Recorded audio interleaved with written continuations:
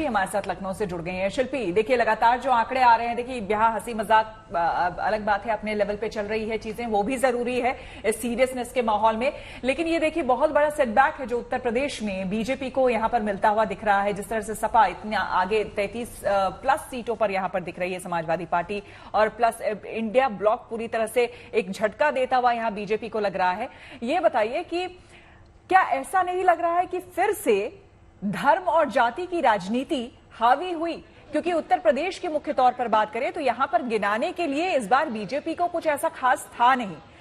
मंदिर बनने की बात थी, मंदिर बन गया, लेकिन उसके बाद यहां पर आकर जो चुनावी माहौल में जिस तरह से राजनेताओं ने अपने भाषण में अपनी बातों को रखा, तो विकास के कार्यों को उतना ना देखते हुए लोगों ने फिर ऐसा लग रहा है कि कहीं ना कहीं धर्म और राजनीति, जाति की जो राजनीति है, जातिगत राजनीति जो पुरानी चली आ रही है, उस पर तवज्जो दिया और वोट उसी हिसाब से। शिल्पी, बिल्कुल, देखिए ये राजनीति में एक बात है, हकीकत है कि बात तो विकास की होती है, लेकिन जब वोट पड़ते हैं तो जातियों पर पड़ते हैं। और खासतौर पर अगर आप हिंदी बेल्ट की बात करें, यानी बिहार, उत्तर प्रदेश जैसे राज्यों की बात करें, तो इस बार खासतौर पर जातियों पर वोट पड़े हैं। वैसे हमेशा जातीय समीकरण हावी रहता है, पॉलिटिकल पार्टीज टिकट देना हो या फिर कोई ऐसा कार्यक्रम हो और उसके बाद वोटर चाहे उनको वोट देना हो, जातियों का समीकरण देखते हैं। लेकिन इस बार जिस तरह से खुल करके जातियों का समर्थन राजनीतिक दलों ने किया और जिस तरह से खुल करके समीकरण बनाया, वो अपने आप में बहुत महत्वपूर्ण है, क्योंकि आपको पता है कि मंडल की प्रयोगशाला बिहार और उत्तर प्रदेश ही रही है। और ऐसे में जब उत्तर प्रदेश में आज इतने साल बाद फिर से एक बात जातियों की हम कह सकते हैं जातियों का वर्चस्व चुनाव में दिखाई पड़ रहा है, तो अपने आप में ये एक मंथन का विषय है सभी राजनीतिक दलों के लिए। लेकिन इसके अलावा जैसा आप कह रही हैं, 80 के दशक से राम मंदिर आंदोलन हर चुनाव के केंद्र में रहा है, हम कह सकते हैं, चाहे कोई पॉलिटिकल नारा हो या कोई चाहे शून्य से शिखर पर, इसी आंदोलन को मुद्दा बना करके पहुंचने वाली बीजेपी उसके राजनीति के केंद्र में रहा है। लेकिन इस बार मंदिर का लोकार्पण हो गया है, रामलला की प्राण प्रतिष्ठा हो गई है, अब ये कोई मुद्दा नहीं है, तो ऐसे में ये भी एक फैक्टर हो सकता है। लेकिन मुझे जो जमीन पर, ग्राउंड पर काम करते हुए लगा, देखिए उसमें एक और बात महत्वपूर्ण है। जिस तरह से विपक्ष ने उत्तर प्रदेश में जो पेपर लीक हुए, जो महत्वपूर्ण जो पर्चे आउट हुए, उसके बाद जो पेपर कैंसिल हुए, यानी युवाओं से जुड़ा हुआ बहुत बड़ा मामला था, उसको उठाया और उसको एक तरह से उन्होंने उनका पक्ष लिया और उसको सियासत का एक जरिया भी बनाया। वो अपने आप में महत्वपूर्ण है, क्योंकि वो बहुत सारे ऐसे युवा हैं जिनको वाकई नौकरी की जरूरत है और वो इस बात को लेकर के विरोध प्रदर्शन करते रहे। तो जो पेपर लीक वाला मामला था, पेपर कैंसिल होने वाला मामला था, उस बात में यही कहा जा रहा था कि युवाओं की जो नाराजगी है, क्या ये नाराजगी भारी पड़ेगी? अभी रिजल्ट्स फाइनली डिक्लेयर होने हैं, लेकिन जिस तरह से रुझान है उसको देखते हुए कहा जा सकता है कहीं ना कहीं ये फैक्टर भी एक महत्वपूर्ण फैक्टर हो सकता है, जो आगे बीजेपी के रणनीतिकारों के मंथन का विषय होगा। दूसरा जो वोट परसेंटेज कम हुआ है, उसमें बहुत सारे जी बोलिए, कंटिन्यू कीजिए। जी, जो वोट परसेंटेज कम हुआ है, आपने देखा कि कहीं पर 53, कहीं पर 54% वोट पड़े, तो उस समय भी ये था कि बीजेपी हमेशा से अपना स्ट्रेंथ बूथ मैनेजमेंट को मानती रही है, यानी बूथ पर जो स्ट्रक्चर कार्यकर्ताओं का है। तो क्या इस बार वो उतने सक्रिय नहीं थे, या उन्होंने इस बात को टेकन फॉर ग्रांटेड लिया कि सरकार तो आनी ही है और मोदी जी की लहर है, तो ऐसे में उन्होंने उतना प्रयास नहीं किया अपने आप में। बहुत चलिए शिल्पी, लौटते हैं आपके पास, इसी सवाल का जवाब मैं भी लेना चाहूंगी, कुछ ऐड करना चाहूंगी। इसी बीच आपको ब्रेकिंग भी दे देते हैं, इलेक्शन ब्रेकिंग। रुझानों में एनडीए, देखिए एनडीए को बढ़त साफ मिलती हुई दिखाई दे रही है। अब तक के रुझानों में एनडीए को पूर्ण बहुमत मिलता हुआ देखा जा सकता है। रुझानों में इंडिया गठबंधन भी हालांकि कड़ी टक्कर देता हुआ दिखाई दे रहा है। इस वक्त की क्या तस्वीर है वो आपको आंकड़ों के माध्यम से समझा रहे हैं और दिखा रहे हैं। एनडीए 297, इंडिया गठबंधन 227 और अन्य के खाते में है 19। और इसी के साथ रुझानों में इंडिया गठबंधन 227 सीटों पर इस वक्त हमें दिखाई दे रही है। हालांकि अंत का जो क्षण बचे हैं, अंत का जो वक्त बचा है, उसमें हो सकता है कि हल्का फुल्का उलटफेर इन आंकड़ों में आपको दिखाई दे, लेकिन ज्यादा अंतर हमें यहां पर अभी आता हुआ दिखाई नहीं देगा। तो रुझानों में एनडीए को पूर्ण बहुमत 297 का आंकड़ा एनडीए के पास इस वक्त दिखाई दे रहा है और अब तक के रुझानों में एनडीए ही आगे चलती हुई साफ तौर पर देखी जा सकती है। इंडिया गठबंधन भी कड़ी टक्कर देता हुआ यहां पर दिखाई दे रहा है। तो ये आंकड़े क्या कहते हैं, जेपी जी? देखिए ये आंकड़े सीधी स्पष्ट सी बात मैं पहले भी कह चुका हूं। इन आंकड़ों को हम अगर कन्वर्ट कर दें, अभी इनको नतीजों में कन्वर्ट कर दिया जाए, अगर मान के चलें तो फिर देखिए, अगर हम ज्योतिषी दृष्टि से देखेंगे वो एक अलग बात है, पर मैं जो समझता हूं यहाँ पर एक सबसे बड़ी बात है, जब भी सख्ती करी जाती है तो नाराजगी सामने आती है। और सबसे बड़ी बात, जैसे अभी शिल्पी जी ने कहा कि यूपी के अंदर जो युवा वर्ग ने वहां पर इस बात को उठाया कि वहां पर परीक्षा जो लीक मामले को रोका गया और उसके बाद उस पर कार्रवाई करी गई, तो कहीं ना कहीं उसका भी एक देखने को मिला। दूसरा, जो योगी जी ने बुलडोजर चलाए हैं वो भी तो कहीं रंग लाएंगे, तो वो भी तो रंग ला रहे हैं कि यहाँ पर उनका विरोध है। एक पक्ष जिसके खिलाफ आप सख्ती करते हैं तो वो अपना प्रभाव दिखाता है। जेपी जी, चूंकि ज्योतिषीय पॉइंट ऑफ व्यू से हम आपसे यहाँ पर जानना चाहेंगे, क्योंकि पॉलिटिकल एंगल वो बता रही हैं कि क्या क्या इस वक्त जमीनी स्थितियां हैं और आंकड़े क्या बता रहे हैं। अगर ज्योतिषीय दृष्टिकोण से हम इन आंकड़ों को समझना चाहे तो यहाँ पर एक बात तो ये हम समझ चुके हैं, एनडीए के बारे में अगर देखा जाए, जिस तरह से इसकी स्थिति कमजोर उत्तर प्रदेश में नजर आ रही है, अब मिलीजुली सरकार बनेगी, बीजेपी के लिए स्थितियां कमजोर होंगी, क्योंकि बीजेपी की अपनी सीट अगर कम होती है और सबको मिलाकर के यहां पर सरकार वो बनाती है तो उसका अपना जो प्रभुत्व अभी तक रहा है वो कम होगा, जाहिर सी बात है। और ये बहुत संकेत देता है, अपने आप में बहुत बड़ा संकेत देता है। तो इस संकेत को आपका ज्योतिष क्या कहता है? देखिए, अगर मैं योगी जी की बात करूं तो उनकी पत्रिका का आकलन मैं करता हूं तो मैं देखता हूं कि 2029 तक उनके ग्रह सुदृढ़ हैं, उन्हें कोई दिक्कत नहीं है। पर अगर हम मोदी जी की बात करते हैं तो मोदी जी की पत्रिका इस वर्ष बहुत अच्छी है, पर आने वाले समय में 2027 तक आते आते यह स्थितियां बदल रही हैं। और यही कारण है कि हम बार बार एक चीज कहते हैं कि मोदी जी के लिए 2027 के बाद आगे चलने के लिए समस्या आएगी, क्योंकि वहां ग्रह स्थितियां उनके पक्ष में नहीं है। तो जब ये गठबंधन इस तरह से बनेगा तो निश्चित तौर पर ये कहीं ना कहीं समस्याएं उत्पन्न होंगी। और यही कारण क्या है, वर्तमान में ही भविष्य का निर्माण होता है और वो भविष्य में आज ही दिखाई दे रहा है। क्यों? क्योंकि जो ग्रह स्थिति आज दिखाई दे रही है, जो गणनाएं आज हम कर रहे हैं, वो यही इंगित कर रही हैं कि कहीं ना कहीं आने वाले समय में बहुत बड़ी समस्याएं आएंगी, विपक्ष हमारे सामने हावी होता दिखाई देगा। जी चलिए, इसी बीच हमारे सहयोगी धर्मेंद्र हमारे साथ जुड़ गए हैं मुंबई से। वहां पर इस वक्त क्या कुछ चल रहा है, क्या कुछ हलचल है? धर्मेंद्र, दिखाइए। जैसे जैसे समय बढ़ रहा है वैसे वैसे गर्मी बढ़ रही है। आप देख ही पा रहे होंगे मेरे चेहरे पे पसीने आ गए हैं, लेकिन कहीं ना कहीं ये जो दोनों भी संगठनाएं हैं उनमें भी चहल पहल है। अभी तक जो है उद्धव ठाकरे यानी कि इंडिया महागठबंधन से जो भी 6 के 6 सीटें थी, इनके लोग आगे निकल रहे थे, लेकिन अब सीधे 3 पर आ चुके हैं। 3 कैंडिडेट अब आगे निकल रहे हैं। लेकिन एक बड़े इस बीच मजेदार खबर से वाकया मैं करा देता हूं। जो उप मुख्यमंत्री हैं देवेंद्र फडणवीस, अभी कुछ देर पहले ही भारतीय जनता पार्टी महाराष्ट्र प्रदेश के जो अध्यक्ष हैं वो चंद्रशेखर, वो यहां पर पहुंचे हुए थे और उन्होंने आम लाया है। तो बाहर जो पत्रकार सभी हैं, एक मजाक पात्र कि भाई अब आम बनेगा, रस पिया जाएगा और मजे लेकर लोग बाहर निकलेंगे। लेकिन अगर प्रदेश कार्यालय की बात करें तो जो भी डीजे वगैरह मंगाए गए थे उन्हें अभी खोला नहीं गया है। जो मिठाइयां लाकर रखी गई है, इंतजार किया जा रहा है, यानी हर जगह जो है अभी इंतजारी चल रहा है। लेकिन बीजेपी मुख्यालय में इस वक्त क्या कुछ चल रहा है ये जानना बहुत जरूरी हो जाता है। मनीष चौरसिया के पास सीधे चलते हैं हम दिल्ली। मनीष, क्या तस्वीर है? क्योंकि देखिए महाराष्ट्र में भी ना मामला खाली अभी सन्नाटा पूरा पसरा हुआ है। जहां पर ललित है वहां पर चंडीगढ़ में वहां भी कुछ खास देखने को मिल नहीं रहा है, लेकिन आपके आसपास बहुत भीड़ है, क्या कुछ है जरा दिखाइए।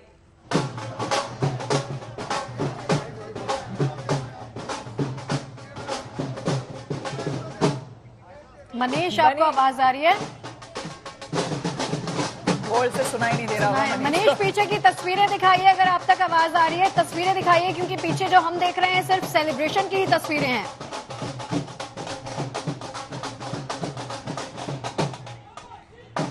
चलिए चंडीगढ़ का रुख कर लेते हैं, ललित शर्मा के पास चलते हैं। ललित, बताइए इस वक्त के गणित, इस वक्त के आंकड़े क्या कहते हैं? ललित, देखिए, अगर अभी के गणित की बात करूं तो बिल्कुल देखिए शुगुफ्ता, अगर अभी के गणित की बात करूं तो भाजपा हिमाचल प्रदेश में बहुत ही मजबूत स्थिति पे है। चंडीगढ़ की बात करूं तो चंडीगढ़ में मनीष तिवारी लगातार अपनी बढ़त है वो बनाए हुए हैं। 10,000 से ज्यादा का आंकड़ा है वो अब चंडीगढ़ में हो गया है। वहीं पर अगर मैं हरियाणा की बात करूं तो हरियाणा में 6 सीटों पर जो कांग्रेस है उसने बढ़त बनाई हुई है, जबकि एक सीट जो कुरुक्षेत्र की थी जहां पर आम आदमी पार्टी के सुशील गुप्ता आगे चल रहे थे वहां पर अब नवीन जिंदल है भाजपा के, उन्होंने 514 वोटों से लीड हासिल कर ली, यानी कि वहां पर जो मुकाबला है बिल्कुल नेक टू नेक फिलहाल चल रहा है।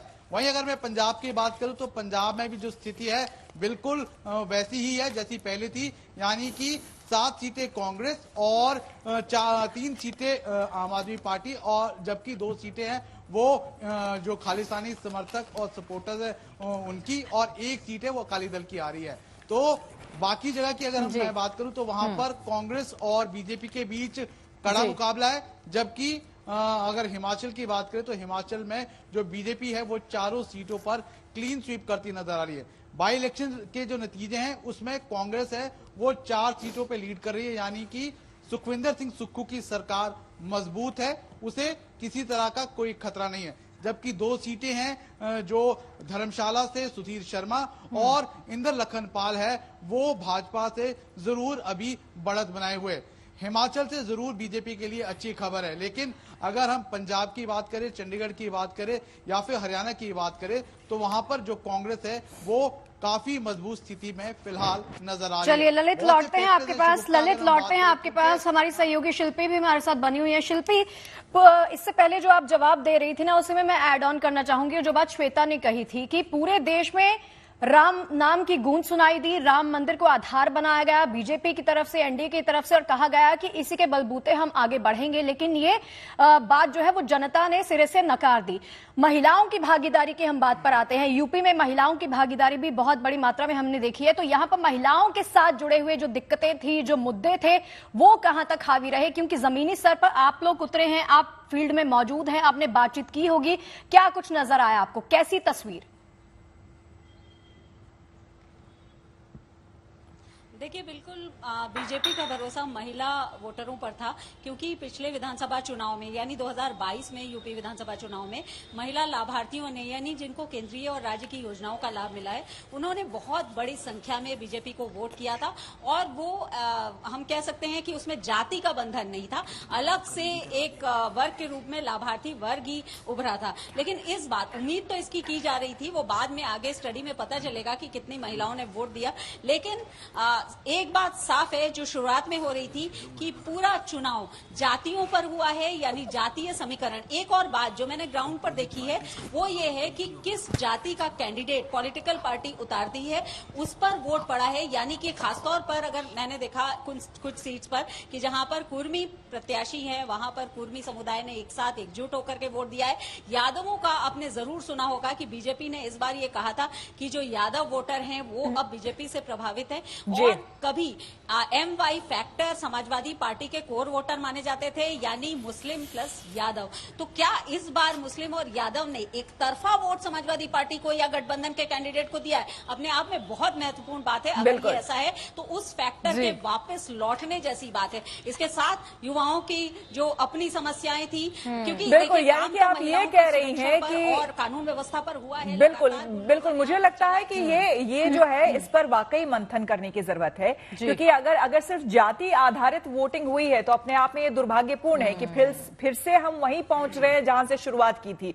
आपने मंडल की बात की, आपने उस दौर की बात की, और ये नहीं होना चाहिए। होना चाहिए यही कि भाई काम कितना हो रहा है, काम के बेसिस पे अगर बेरोजगारी अगर मुद्दा रहा या फिर आपने जो और बातें कही अगर वो सारी चीजें मुद्दा रही हैं तो वो अपने आप में अलग बात है। लेकिन हाँ, जाति और धर्म आधारित अगर वोटिंग हुई है तो ये चिंता का विषय है। एक और चीज इसमें मैं ऐड करना चाहूंगी श्वेता, इस बार ना पूरे चुनाव में हमने देखा कि सिर्फ राष्ट्रीय मुद्दों को फोकस नहीं किया गया, क्षेत्रीय मुद्दों को भी फोकस किया गया है।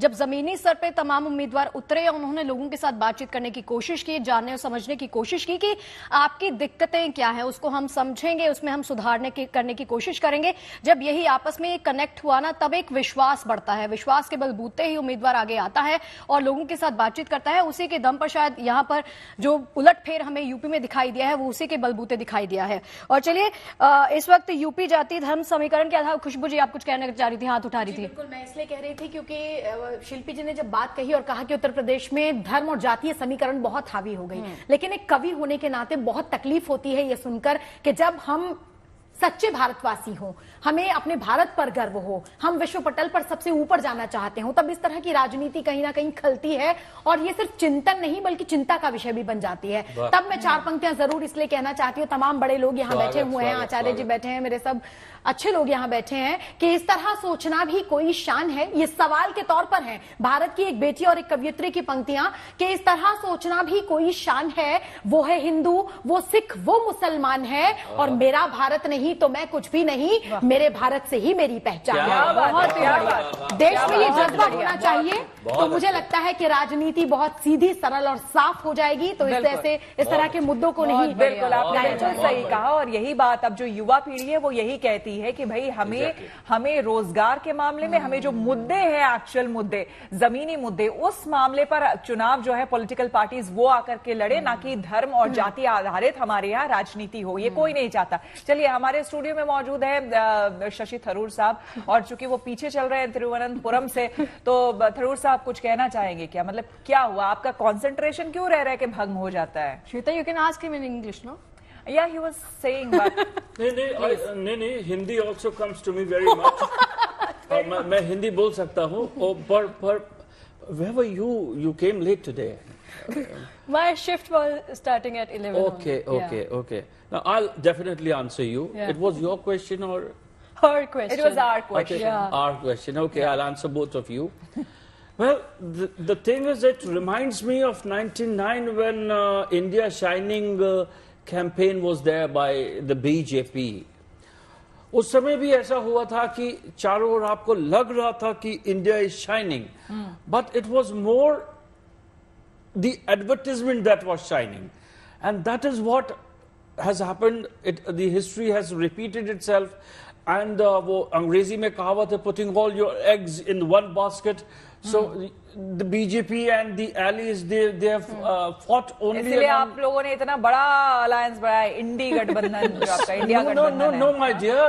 Then we are only 18 parties. Only 18 yeah, parties? BJP is 41. Okay. 41.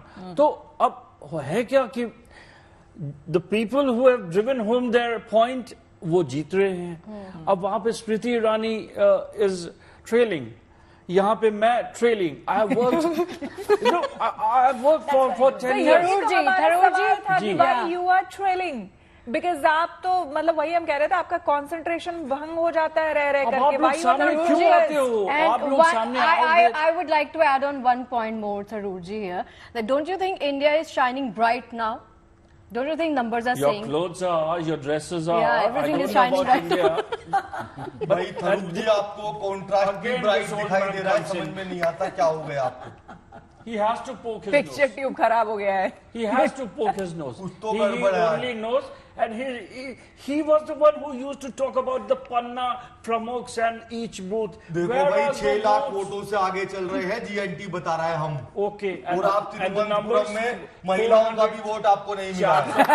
400 par. Where is 400 par? ये कोई क्रीम पाउडर भी काम में आपका नहीं आ रहा, आप समझिए इस बात Where को। is 400 par? Tharoorji, you're saying that you're trailing behind. Char- What's the I reason am, of trailing I am, behind? I am. What do you Char- think? What's your analysis? If I lose, I lose. There's always Rajya Sabha. So you There have is a always option escape plan B. route. Yeah. Shweta, there is always escape route. Yeah. Plan B. Plan B. That is more. That cannot be more politically correct than that. But we congressmen, we do that. A leader of my stature or of any other stature, you would have seen that. कोई भी होता है, हमें लगता है हम लोकसभा हार रहे हैं, हम राज्यसभा पहुंच जाते हैं। But you will definitely आप लोगों find me को in आदत हो गई है सभा में the रहने in the की। parliament. आप लोगों को Either आदत हो upper गई है house सभा में or- रहने की, आपको कोई ना कोई सभा चाहिए होती है। Definitely. थरूर जी, definitely. आप इस नंबर से आश्वस्त हैं? ये जो नंबर इस वक्त दिखाई दे रहा है इंडिया गठबंधन का 228, इससे आप आश्वस्त हैं? नहीं, अभी आगे बढ़ेगा। अब एक बढ़ेगा। आगे देखो बढ़ेगा। थरूर जी, मैं आपको अब भी ऑफर देता हूँ, आप हमारी पार्टी में आइए, आपको महिला मोर्चा का अध्यक्ष बनाएंगे। क्या बात है। और रही बात कि हम इतनी सीटें 400 पार, ये जो 228 है ना, इनमें से भी 100 को हम लेंगे। अच्छा, हम 400 ही पार होकर के बेस्ट आपको of luck, best of luck. Best of luck आपको बोलना पड़ेगा। आप बहुत अच्छा बोलते हैं, लेकिन अच्छा दिखते भी हैं, लेकिन अभी जो हो रहा है वो ठीक नहीं है।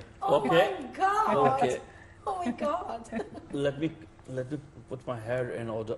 ये पता नहीं क्या करते रहते हैं ये बालों में ये सब। आपके बालों के साथ क्या परेशानी है? वो कभी रहती ही नहीं है अपनी जगह पे। मेरे हैं तो मैनेज कर रहा हूँ, जिसके है नहीं वो क्या करेगा? लंदन का जन्म है इनका, शशि थरूर जी।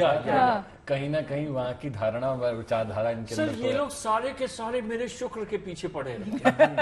अगर वो पावरफुल है तो मैं क्या कर सकता हूँ? जेपी जी, शुक्र मजबूत है क्या इनका? देखिए, शुक्र मजबूत है, पर कहीं ना कहीं बृहस्पति अस्त है, जिसकी वजह से कई दिक्कतें आती हैं इनको। और खास तौर पे इनकी पत्रिका में विवादों का सबसे बड़ा गठजोड़ है, जिसकी वजह से ये विवादों में घिरे हैं। अगर मैं पहले भी कह चुका हूँ, पिछले 2 दिन पहले मेरे शो में यही बात कह रहा था जीएनटी पर, ये गलत नावों में सवार हैं। अगर सही नहीं होते तो कहीं और पहुंच गए होते। सर, एक साथ कई नावों में सवार है। सर, थर्ड का चांस है क्या? मतलब third term? You don't Okay. I am asking about third term. या यू कैन आस्क। सर, तीसरा टर्म? देखिए, तीसरा टर्म आपके लिए शायद अभी थोड़ा दूर है। कारण क्या है, मैंने बताया ना कि आपका रास्ता इसीलिए मुश्किल हो रहा है कि आप गलत नावों में सवार हैं। जी, चलिए। आपको अब जैसे अभी कहा, अभी देखिए अमित शाह जी ने बिल्कुल स्पष्ट कहा कि आप इधर आ जाइए, महिला मोर्चा सर, का पर्सनल और प्रोफेशनल दोनों लाइफ में थर्ड टर्म और थर्ड वो दिख नहीं रहा है। चलिए, ये तो चल ही रहा है। इसी बीच देखो, मुद्दा केजरीवाल प्रोफेशनल और उसका नहीं है, मुद्दा आपका एडिशनल का है जो आप करते हैं। ये सही कहा, एडिशनल का मुद्दा है। जी, चलिए, अरविंद केजरीवाल जी भी कुछ कहना चाह रहे हैं इसी बीच। अरविंद जी, नींद कैसी आई? बड़े दिनों में आए। नींद तो आई नहीं रही मुझे, बहुत दिन से नींद नहीं आ रही। 21 दिन के लिए आई थी बस, उसके बाद चली गई है। अच्छा, अभी आपने बोला कि हमारा इनके साथ इंडिया गठबंधन, वो इंडी गठबंधन नहीं है, वो इंडिया गठबंधन था। उसमें से ए अलग हो गया है, मतलब ए जेल में चला गया तो वो इंडी रह गया है। भाई वाह, मैं क्या इधर लॉजिक इंडी है। वाले बाहर भिंडी बना रहे हैं और मैं इधर अंदर पड़ा हुआ हूँ। तो अब ये जो नतीजे आ रहे हैं साथियों, इससे साफ हो गया है कि बहुत काम हुआ है। जनता हम पे भरोसा कर रही है। जनता देखो उसको भी जिता रही है। पंजाब के अंदर वो जीत रहा है। क्या कौन जीत रहा है, आप नाम बताइए, मैं क्यों लूं अपने मुंह से नाम उसका। वो जीत रहा है, जेल से जीत रहा है, तो मुझे उम्मीद जगी है साथियों। पर मेरा एक सवाल है सर जी आपसे। बताइए। मेरा क्या, दिल्ली वालों का ही सवाल है, और वो सवाल ये है कि मैं करते करते तुमने खोल दिया मैं खाना। मैं करते करते तुमने खोल दिया मैं खाना। गठबंधन ने मिलकर गाया ठगबंधन का गाना, और झूठे दावों वादों में तुम उलझे हो कुछ ऐसे। केजू जी, अब चैन से बैठो, खाओ जेल का खाना। क्या मुझे भी कल एक गाना मनीष ने सुनाया बगल वाली जेल में, वो बहुत अच्छा गाता है। उसके गले में बहुत दर्द है, हमारे सर में आ जाता है। वो 6 बजे उठ जाता है, ऐसा शिक्षा मंत्री नहीं आया कभी। वो भी गाने गा रहा था रात को कि परदेसियों को न पौवे पिलाना, परदेसियों को है सब भूल जाना। दिल्ली वाले सब भूल गए, 7 की 7 सीट पे हरा रहे हम लोगों को। केजरीवाल जी, आपकी सेहत कैसी है? मुझे आपकी सेहत के बारे में मेरी चिंता हो सेहत रही है। बहुत अच्छी है। आपकी मतलब आपका खाना पीना ठीक ठाक चल रहा है? मेरा खाना पीना भी ठीक है, शुगर भी ठीक है। मेरे सेंसर खराब हो गए, रंग बदलने वाले सेंसर खराब हो गए। चलिए, अब हॉट सीट के बारे में भी आपको हम बता दें। ये देखिए, आप देख सकते हैं यहाँ राहुल गांधी वायनाड से आगे चल रहे हैं। के सुरेंद्र बीजेपी उनके सामने थे, जो उनका कड़ा मुकाबला यहाँ पर था। लेकिन जाहिर सी बात है, वायनाड, और वैसे आपको कह दे राहुल गांधी के बारे में, वो दोनों ही अपनी सीट से, वायनाड से भी और रायबरेली से भी, दोनों से ही वो आगे चल रहे हैं यहाँ पर। तो अब उन हॉट सीट्स के बारे में भी, क्योंकि देखिए लगभग नतीजे जो हैं वो बहुत स्पष्ट हैं। हालांकि अभी भी काउंटिंग चल रही है और काउंटिंग का दौर जारी है, लेकिन आपको हम बता दें कि फिलहाल जो आंकड़े हैं लगभग यही रहने वाले हैं। लेकिन हाँ, अब चाहे वो बीजेपी हो, चाहे वो इंडिया गठबंधन हो, इन दोनों को ही विचार और विमर्श करने का पूरा मौका मिलेगा। जहां तक बीजेपी की बात है, जो हम बात कर रहे थे कि यहां पर देखिए इलेक्शन ब्रेकिंग भी अब आपको हम दिखा रहे हैं। इस वक्त जो बड़ी खबर आ रही है, वाराणसी सीट से 75,000 वोटों से प्रधानमंत्री आगे चल रहे हैं। साथ ही साथ आपको हम बता दें, जो और बड़ी खबर आ रही है, इसके अलावा ये जो फिलहाल आंकड़े आप देख रहे हैं लगभग यही रहने वाले हैं। इसमें बहुत ज्यादा बदलाव नहीं होने वाला है। वायनाड से राहुल 1,75,000 वोट से आगे चल रहे हैं। राहुल गांधी अपने दोनों ही अमेठी से किशोरी लाल को बड़ी बढ़त यहां पर मिल रही है। ये अपने आप में भी बड़ी बात है। रुझानों में स्मृति ईरानी 50,000 वोटों से पीछे चल रही है। एक बड़ा झटका न सिर्फ बीजेपी को, स्मृति ईरानी ने भी ऐसा नहीं सोचा होगा। आजमगढ़ सीट से धर्मेंद्र यादव यहां पर आगे चल रहे हैं, फिलहाल बढ़त बनाए हुए हैं। तो इसी तरह से इलेक्शन ब्रेकिंग में तमाम जो बड़ी खबरें सामने आ रही है, हम आपको लगातार दिखा रहे हैं और आपको ये भी बता रहे हैं कि देखिए लगातार अभी वोटिंग गिनती जो है वोटों की, वो यहां पर जारी है। हालांकि आंकड़े बहुत ज्यादा, इसमें फेरबदल होगा नहीं, थोड़ा बहुत ही 19-20 यहां पर होगा, लेकिन इसमें अब स्मृति ईरानी की अगर हम बात करें तो स्मृति ईरानी यहाँ जो है वो पीछे चल रही है, जैसा कि हमने आपको पहले ही बताया कि अमेठी से वो पीछे चल रही हैं, और यहाँ पर किशोरी लाल शर्मा जो है वो आगे चल रहे हैं स्मृति ईरानी से। ये अपने आप में ये काफी हॉट सीट और बड़ी सीट मानी जाती थी। स्मृति ईरानी ने खुद भी नहीं सोचा होगा कि यहाँ से वो हारेंगी, क्योंकि 2019 में एक बड़ी जीत इन्होंने हासिल की थी राहुल गांधी के अगेंस्ट। यहाँ पर वो खड़ी हुई थी और एक नेहरू गांधी परिवार की ये सीट है, परंपरागत सीट रही है अमेठी। ऐसे में राहुल गांधी को हराना अपने आप में बहुत बड़ी बात थी, और इसीलिए इस बार अमेठी आते आते राहुल गांधी रह गए और फिर रायबरेली से वो चुनाव के लिए खड़े हुए थे, जिसमें खुद उनकी माताजी ने कहा था कि मैं अपना बेटा आप लोगों को सौंप रही हूं। ये बात सोनिया गांधी ने कही थी, और सोनिया गांधी के बेटे यानी कि राहुल गांधी को आशीर्वाद रायबरेली की जनता ने दिया, और वहां से भी जीतते हुए राहुल गांधी दिख रहे हैं। तो फिलहाल रुझान यही कह रहे हैं, स्मृति ईरानी 50,000 वोटों से अमेठी में पीछे चल रही है, और यहां पर शर्मा जी जो हैं, के शर्मा जी, वो यहां पर आगे चल रहे हैं, जो कि सोनिया गांधी की भी काफी करीबी है और लंबे समय से उनके साथ काम करते रहे हैं, कांग्रेस के विश्वस्त पात्र वो रहे हैं, और किशोरी लाल शर्मा पर विश्वास जताया था कांग्रेस ने, और यहां पर वो जीतते हुए नजर आ रहे हैं। जी, आप कुछ कह रहे थे। देखिए श्वेता जी, यहाँ मैं एक मुख्यतः बात कह दूं कि यहाँ बात अगर ज्योतिषी की गणना की बात करें तो आप ये नहीं कह सकते कि स्मृति ईरानी हार रही हैं। यहाँ ग्रह स्थिति की अगर आप बात करें तो उनकी पत्रिका में इस समय अगर आप दशा देखें तो सबसे महत्वपूर्ण इंगित करती है राहु में बुध की दशा है, और वो क्या कहती है कि यहाँ जो उनकी वाक्पटुता है या उनकी जो भाषा शैली है वो कहीं आपको देखते हुए थमी सी मिल रही है पिछले 1 साल से, जिसके कारण कहीं ना कहीं शत्रु हावी हो जाता है, या कह लीजिए वहां कहीं आपकी पकड़ कमजोर हो जाती है। यहाँ केएल शर्मा जी ने कोई वहां बहुत ज्यादा काम नहीं कर दिया होगा, मैं ये नहीं समझता, पर बात वह है कि जैसे अगर देखिए एक पक्ष अगर आप काम का देखते हैं, एक पक्ष दूसरा देखते हैं, तो ज्योतिषी गणना भी यहाँ पे काम करती है कि देखिए अगर आप देख रहे होंगे नेचुरल बिहेवियर के अंदर जो शार्पनेस और जो उनकी पहले एक पकड़ थी बातों के ऊपर और मुद्दों के ऊपर, वो कहीं ना कहीं मुझे कमजोर दिखाई देती है बुध की वजह से, और बुध की कमजोरी की वजह से ही यह आज स्थिति है कि वह पिछड़ती हुई नजर आ रही हैं। पर अभी आगे देखते हैं क्या रुझान होते हैं, उसके बाद स्मृति ईरानी का आप बता रहे हैं जेपी जी, जरा राहुल जी की भी कुंडली का बता दीजिए, क्योंकि वो भारी मतों से यहाँ पर जीतते हुए दिखाई दे रहे हैं, तो उनके ग्रह नक्षत्र जो है वो क्या कहते हैं?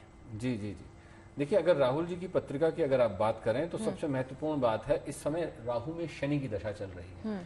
वह देखिए हमेशा एक चीज करते हैं कि 2 पक्ष साथ में लेके चलते हैं, 2 सीट से लड़ रहे होते हैं, और उसका नतीजा क्या होता है, वो कहीं ना कहीं से जीत जाते हैं क्योंकि उनको कहीं ना कहीं बने रहना। उसका तो उसका कारण यह है कि इस समय अगर शनि की स्थिति अगर उनकी पत्रिका में देखें तो शनि की स्थिति ये कहती है कि कुछ भी कर विपक्ष में बैठ जाएंगे, समझ सकता हूं, पर इससे उन्हें कोई बहुत अधिक लाभ होने वाला नहीं। कारण क्या है, चतुर्थ स्थान पर शनि पीड़ित है, मेष का शनि है उनकी पत्रिका में, तो यहां पर फिर वही बात आती है जो मैं पहले कह चुका हूं, खासतौर पर कांग्रेस पार्टी की स्थिति, कि वहां पर कहीं ना कहीं विरोध की स्थिति देखने को मिलेगी।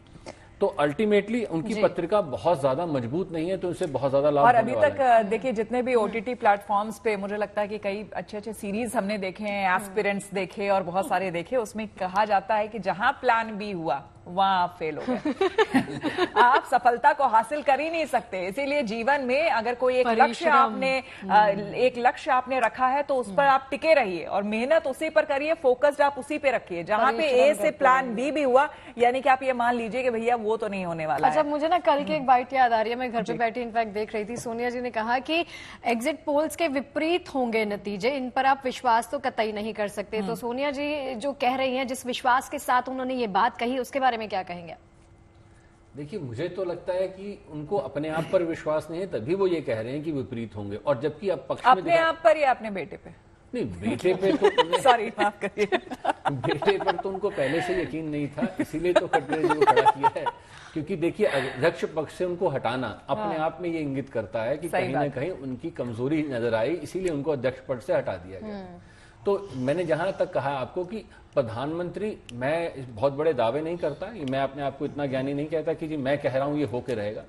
प्रधानमंत्री पद तक के पास वो घूम के आ जाएंगे। मुझे अच्छी तरह याद है 2004 की स्थिति अगर मैं बताऊं, मुझसे किसी व्यक्ति ने शर्त लगा ली कि जी आज सोनिया गांधी प्रधानमंत्री बन रही हैं। मैंने कहा साहब शर्त लगा लीजिए, वो चलिए करेंगे सोनिया गांधी की बात। अब चलिए देखिए किसके ऊपर कूल हवा चल रही है। यहाँ हॉट सीट आपको अमेठी की हॉट सीट दिखा रहे हैं, इसमें शर्मा जी के ऊपर कूल हवा हम चलवा रहे हैं। देखिए क्योंकि इस वक्त जो है वो मेहनत उन्होंने भले ही उतनी ना की हो या की हो, भाई रैलियां तो ऑफकोर्स की होंगी और उन्होंने उम्मीदें भी काफी लगा रखी होंगी, और आगे वो यहाँ पर स्मृति ईरानी से आगे चल रहे हैं। इतना बड़ा नाम, दिग्गज मंत्री रही हैं मोदी सरकार में, और हालांकि इससे पहले भी वो जब जीती नहीं थी तब भी उनको सरकार में मंत्रालय मिला था। खैर चलिए अब दूसरे आगे सीट के ऊपर मंडी सीट की बात करें। हिमाचल प्रदेश की मंडी सीट पर अभी कूल हवा चल रही है कंगना रनौत पर। जी हाँ, गर्मी भी काफी थी, उस बीच इन्होंने जबरदस्त यहाँ पर रैली किया, प्रचार किया। मंडी की बेटी पहली बार उतरी है चुनावी मैदान में और बढ़त बनाए हुए विक्रमादित्य सिंह से बढ़त बनाए हुए यहाँ पर अपने आप में ये बहुत बड़ी बात है। हालांकि बीच में थोड़ी समय के लिए वो पीछे हो गई थी, लेकिन फिलहाल कूल हवा तो उन्हीं के ऊपर है।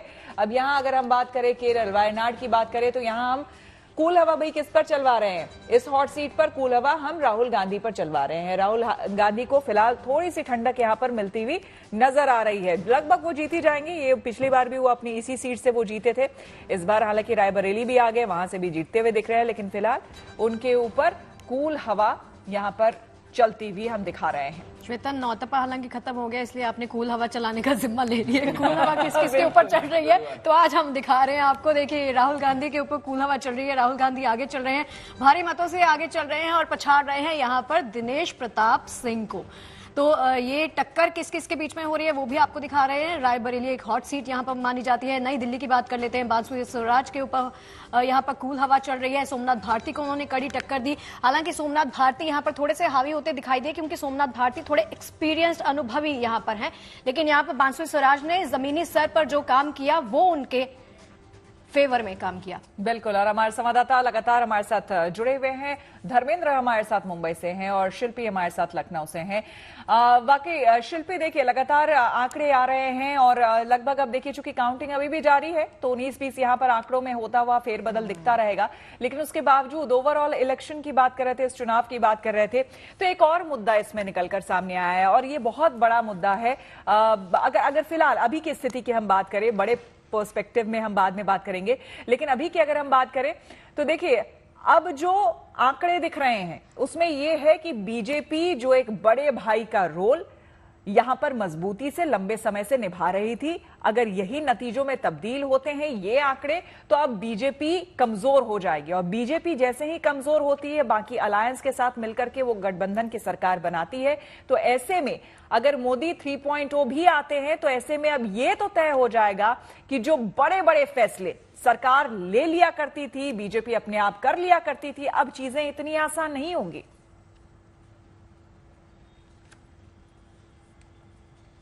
बिल्कुल, देखिए सरकार बनने के बाद जो बड़े फैसले होते हैं वो कितनी मजबूती से कोई पार्टी सत्ता में आती है उस पर होते ही हैं। पहले हम लोगों ने इस बात पर चर्चा की कि किस तरह से जातियों में बंट करके इस बार फिर से चुनाव हुआ है, ऐसे हमेशा होता रहा है, लेकिन इस बार और ज्यादा उसको देखने को मिल रहा है। यानी करीब हम कह सकते हैं कि जिस बात को लोग अक्सर नकारते हैं या शायद उतनी अच्छी तरह से बात नहीं करते कि विकास पर बात होनी चाहिए, विकास पर वोट होना चाहिए, वो जातियों पर हुआ। दो और बहुत अहम मुद्दे मुझे दिखाई पड़ रहे हैं। देखिए वो ये है कि मोदी सरकार के कई मंत्री पीछे चल रहे हैं। हम लोग सिर्फ स्मृति ईरानी की बात कर रहे हैं। अनुप्रिया पटेल 2546 मतों से पीछे चल रही हैं और समाजवादी पार्टी के रमेश बिंद आगे चल रहे हैं।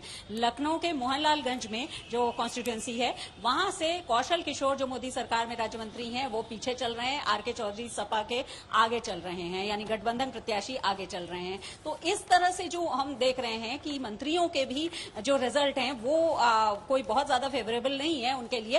तो ऐसे में ये बात मेरी समझ में आई जो हम लोगों ने ग्राउंड पर देखा कि बहुत सारे प्रत्याशियों को लेकर के बहुत नाराजगी थी जो दूसरे टर्म पर आ रहे हैं, यानी कि पहला भी उन्होंने कार्यकाल पूरा किया, अब दूसरी बार लड़ रहे हैं या तीसरी बार लड़ रहे हैं। और पहले बीजेपी ने जिस तरह से एक माहौल बनाया था कि जो खराब जिनका परफॉर्मेंस रहा है, अपने क्षेत्र में काम नहीं रहा है, उनका टिकट काट दिया जाएगा। लेकिन कई ऐसे प्रत्याशी जिसमें मंत्री नहीं भी हैं, ज्यादातर ऐसे सांसद हैं, हमने देखा है कि वो चुनाव लड़ लड़ रहे हैं उनको टिकट मिला और कहीं ना कहीं ये नाराजगी दिखाई पड़ी है। भले ही ये जो मार्जिन है ये मार्जिन कवर हो जाए और उसके बाद वो आगे आ जाए, लेकिन कहीं ना कहीं बहुत बड़ी चिंता की बात है कि अगर कोई सरकार में मंत्री भी होता है, अगर कोई सत्तारूढ़ दल का सांसद भी होता है और उसको पूरा काम करने का मौका अपने क्षेत्र में 5 साल मिलता है, उसके बाद भी वो इस तरह से पीछे चलता है, तो अपने आप में महत्वपूर्ण है। दूसरी एक बहुत महत्वपूर्ण बात जो मैं अभी देख रही थी, क्योंकि मैं लगातार आपसे बात कर रही हूं, तो मैं रिजल्ट्स का जो ट्रेंड देख रही थी, इस बार नोटा भी बहुत ज्यादा लोगों ने दबाया है, यानी नोटा का बटन दबाया गया है।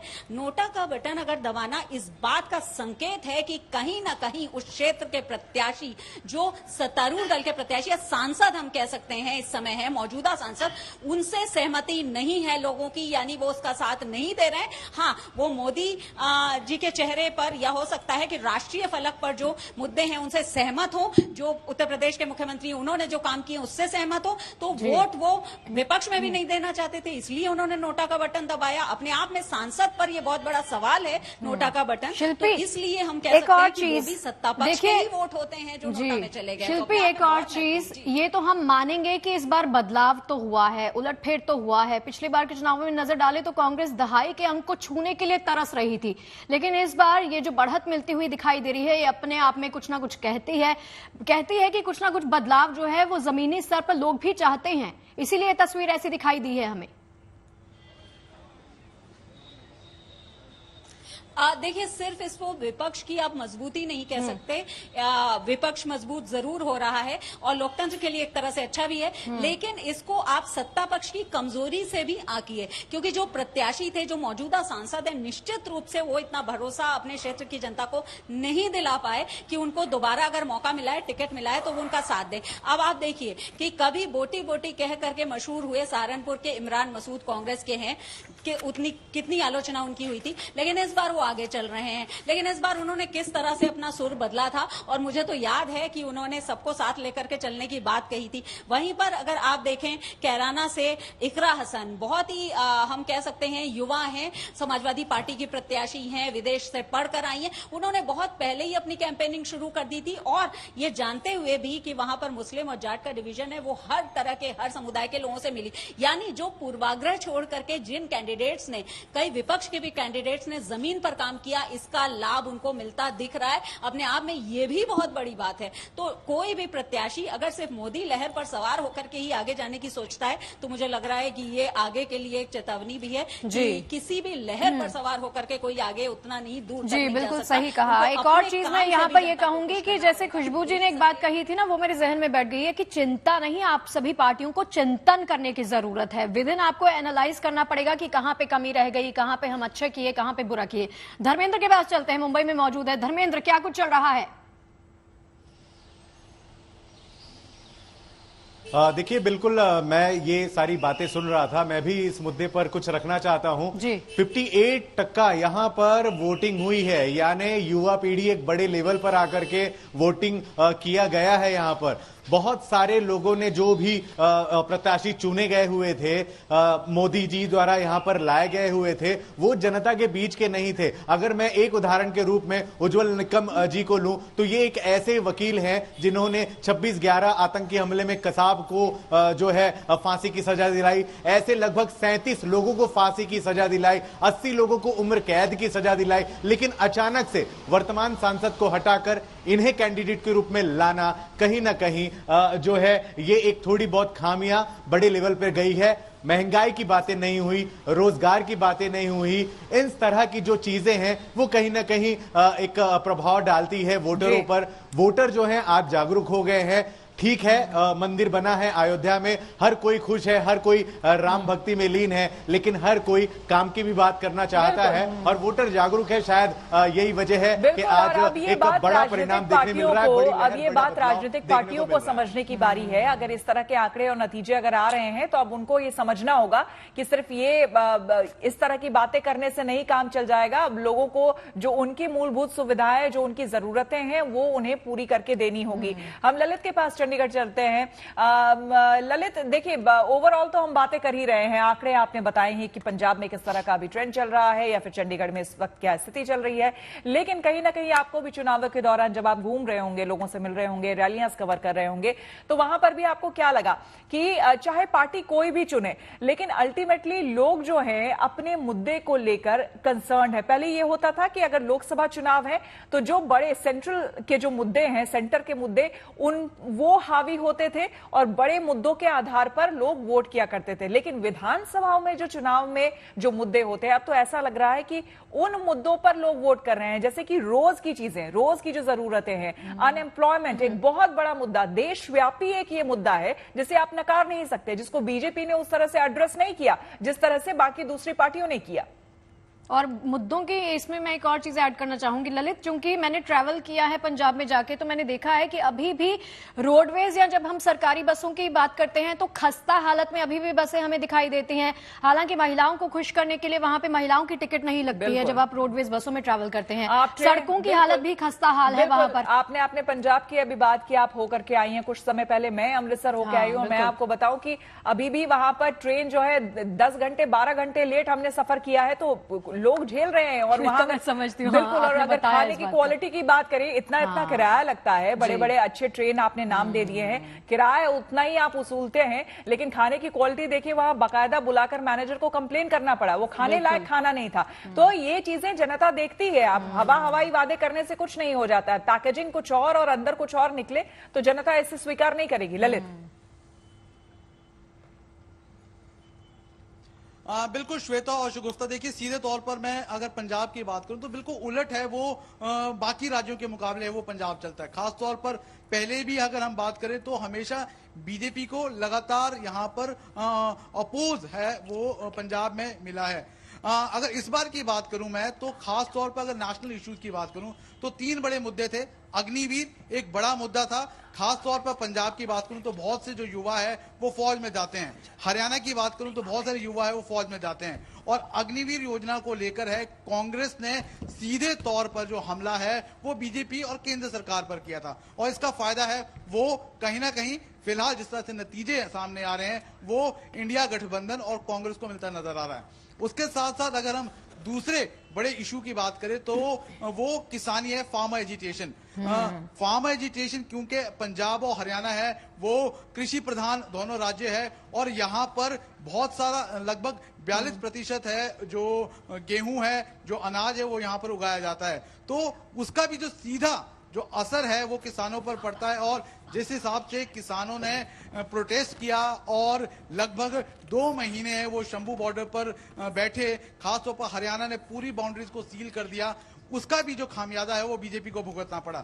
जब बीजेपी के प्रत्याशी है वो गांव-गांव वोट मांगने जा रहे थे तो उन्हें किसानों का जो विरोध है खूब झेलने को मिला। और इसी कारण है हरियाणा में पूर्व मुख्यमंत्री है मनोहर खट्टर को बदलना पड़ा, नए मुख्यमंत्री नायब सिंह सैनी को वहां पर उनकी जगह पर रखा गया। खास तौर पर अगर मैं बात करूं जो पल्स है खासतौर पर उत्तर भारत में वो मोदी वेव उस तरह से नजर नहीं आई श्वेता, जिसमें मैं पहले भी आपको बता रहा था। यहाँ पर 19 और 20 का फर्क नजर आ रहा था। सीधे तौर पर जो लोग हैं वो लोकल इश्यूज पर बात कर रहे थे। बिल्कुल, और उसी को लेकर के हम देख रहे हैं, न सिर्फ आप जो कह रहे हैं ललित, बिल्कुल सही, आप जो कह रहे हैं वो बात पंजाब में ही नहीं बल्कि दूसरे राज्यों में भी वही कोई वेव एज सच देखने को इस बार नहीं मिली है। ये हर कोई एक्सेप्ट कर रहा है इस बार। आप खुशबू जी कुछ कहना चाह रही थी? जी, मैं बिल्कुल कहना यही चाहती हूँ कि एक सेकेंड जी, खुशबू जी, चिंतन और मंथन की बात जब हम करते हैं तो बहुत सारे सवाल मन में आते हैं जो कि शायद अब आंकड़े भी बता रहे हैं। आप लगातार कह रही हैं कि अब ये आंकड़े अगर नतीजों में बदल जाते हैं तो वाकई ये बहुत चिंता का विषय है। और वो तमाम नारे जो 400 पार की बात करते हैं, ऐसा क्यों हुआ? तो ये सवाल कुछ पंक्तियों में मैंने लिखने की कोशिश की है, और ये सवाल सीधे सीधे उन पार्टियों से जो बड़ी बात करते हैं लेकिन उसका असर जब कम दिखाई देता है, कमतर दिखाई देता है, तो ये सवाल एक जनता के मन में आता है कि क्यों धीमी रफ्तार हुई, ये चिंतन करना होगा। वाह, क्यों धीमी रफ्तार हुई, ये चिंतन करना होगा। उम्मीदें क्यों टूट रही, ये मंथन करना होगा।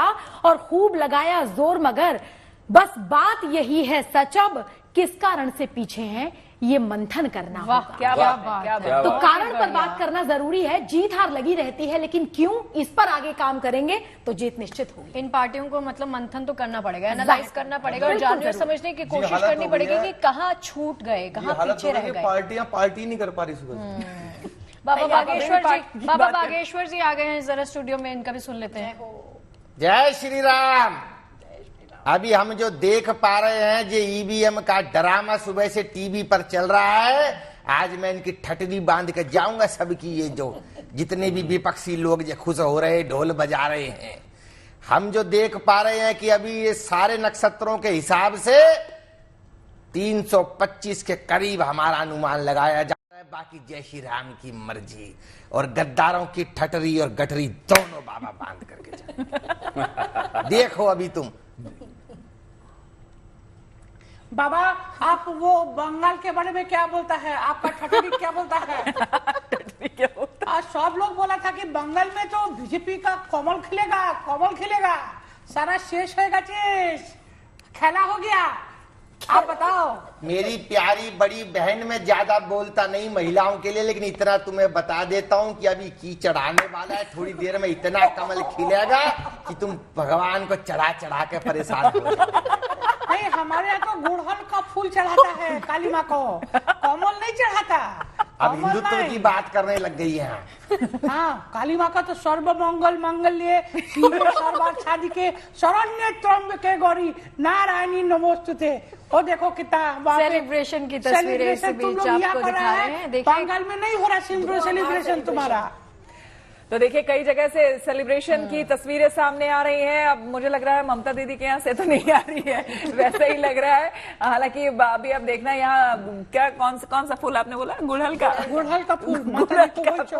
अच्छा, हालांकि इसको बिहार में अड़हुल का फूल कहते हैं, तो अड़हुल का फूल चढ़ता है। तो लेकिन देखिए तस्वीरें जो है, हालांकि ये बीजेपी के कार्यकर्ता नजर आ रहे हैं। आपको जल्दी बता देंगे कि दिल्ली की तस्वीरें हैं या फिर कहाँ की तस्वीरें हैं, हालांकि वहीं की लग रही है बहुत संभव। और देखिए ढोल नगाड़े बज रहे हैं, और ये ढोल नगाड़े बज रहे हैं, लोग जो है नाच रहे हैं, गा रहे हैं, जश्न मना रहे हैं। धीरे धीरे स्थितियां जैसे साफ होती जाएंगी, वैसे ही पार्टी दफ्तर के बाहर जो है इसी तरह की कुछ तस्वीर और रौनक देखने को मिलेगी। और धीरे धीरे जो बड़े नेता हैं उनका भी आना शुरू होगा, और बहुत संभव फिर हम कोशिश करेंगे उनसे भी बात करवाने की। बिल्कुल। और जो मैंने, क्योंकि हम भी प्रेडिक्शन करते हैं, कलाकार भी, मैंने सुबह प्रेडिक्शन किया था कि दिल्ली में सबसे ज्यादा वोटों से हम योगेंद्र जी वाली सीट जीतेंगे। अच्छा। तो वो लगभग 58,000 वोटों से आगे चल रहे हैं। क्या बात, सबसे ज्यादा आगे वही चल रहे हैं। क्या बात। मैं इस पे बात एक कहना चाहूंगा कि ये जितने भी रुझान आ रहे हैं इसके पीछे एक अगर मानसिकता देखें, क्योंकि मैं बार बार हर व्यक्ति ये समझना चाहता है कि ये क्यों हो रहा है। तो खाली ये नहीं है कि ये विद्रोह है या ये चीज है। जब शनि का प्रधानता आती है तो रूढ़िवादी सोच से व्यक्ति ऊपर उठ जाता है, तो समाज पर भी उसका पूरा प्रभाव आता है। और अगर आप ये देखें तो लोग यहाँ पर किसी की बात में नहीं आ रहे, अपनी मनमर्जी से जिसको जो स्थिति नजर आती है वो वोट कर रहा है।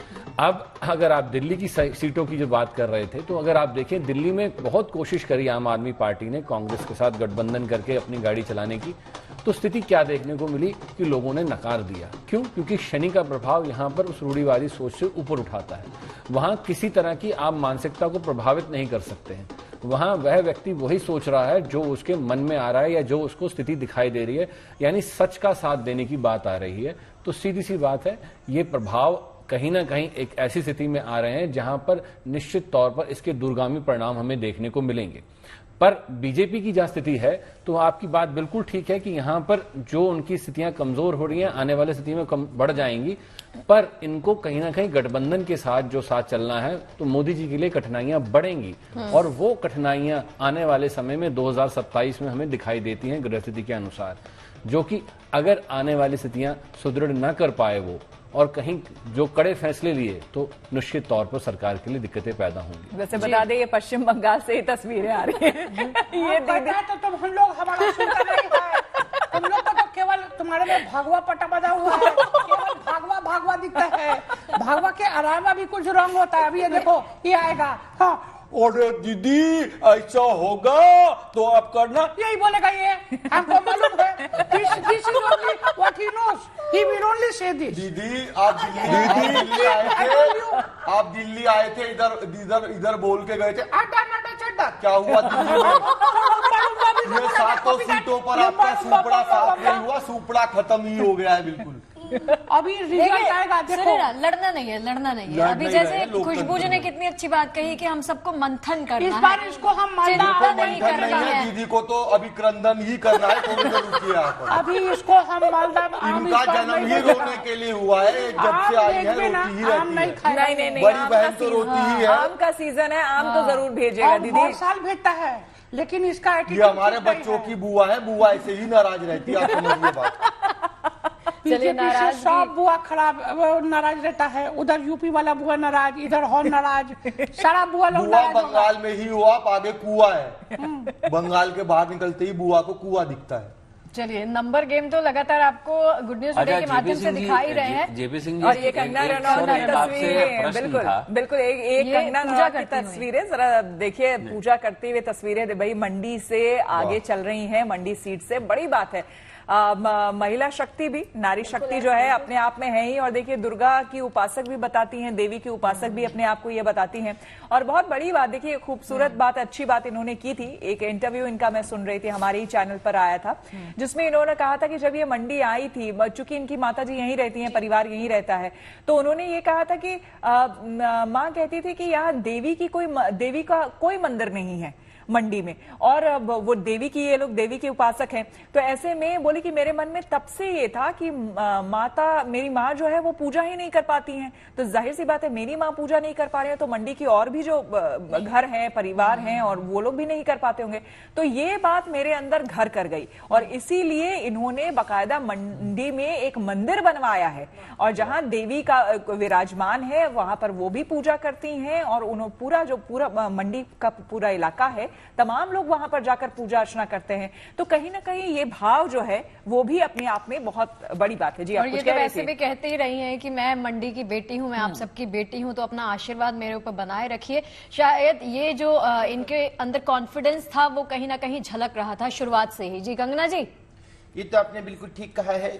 जब भी मेरा नाम लेते हो सबसे पहले आप ये बोलते हो कि बड़ी खूबसूरत तस्वीर आ रही है और ये तो खूबसूरत तो होना ही था, गर्ल विद करली हेयर्स। तो मैं समझती हूँ कि आपने कहा है कि मंडी में हमने मंदिर बनाया है, अब मैं मंडी को ही मंदिर बना दूंगी। अब देखिए क्या बात है, क्या बात है। और ये जो राजा के बेटे हैं विक्रमादित्य, ये सोचते हैं कि ये असली वाले विक्रमादित्य का सिंहासन है, ऐसा नहीं होता है। मैं भी मणिकर्णिका हूँ। बहुत अच्छी बात है। लेकिन मैं यहाँ एक बात जरूर कहना चाहती हूँ जो सीरियस भी है, क्योंकि भारत को कहा जाता है पुरुष प्रधान देश कहा जाता है, और कोई महिला जब आगे बढ़ती है तो बहुत सारे जो अड़चने भी हैं, और बहुत सारी खिलाफ आवाजें भी, बातें भी बहुत सारे लोग करने लग जाते हैं। अब जैसे कंगना चूंकि फिल्म स्टार भी है, तो जाहिर तौर पर उसको लेकर भी बहुत सारे तंज उन पर कसे जाते होंगे, लेकिन अब वो आगे बढ़ रही हैं, राजनीति में ही सही, लेकिन लोग उन्हें पसंद कर रहे हैं। तो मैं यहाँ पर जरूर कहना चाहती हूँ, महिला होने के नाते ऐसे पुरुषों को जिनको कुछ नहीं मिलता तो वो कैरेक्टर और किरदार पर आ जाते हैं, तब मैं कहना चाहती हूँ कि रिश्तों की चिकनी राहों पर पांव जमा कर चलना होगा, रिश्तों की चिकनी राहों पर पांव जमा कर चलना होगा, एक दूजे की उम्मीदों के सांचे में भी ढलना होगा, और औरत हूँ तो क्या इस खातिर मैं ही दूंगी अग्नि परीक्षा, और मुझ में सीता ढूंढने वाले राम तुझे भी बनना। क्या बात है, क्या बात है, क्योंकि जब हम किसी एक पर एक उंगली टानते हैं तो बाकी चार हमारी तरफ होती है। तो अपने किरदार में ये जो इंस्पिरेशनल वर्ड्स आपके मुंह से निकले हैं ना, ये सच में कुछ ना कुछ कहते हैं।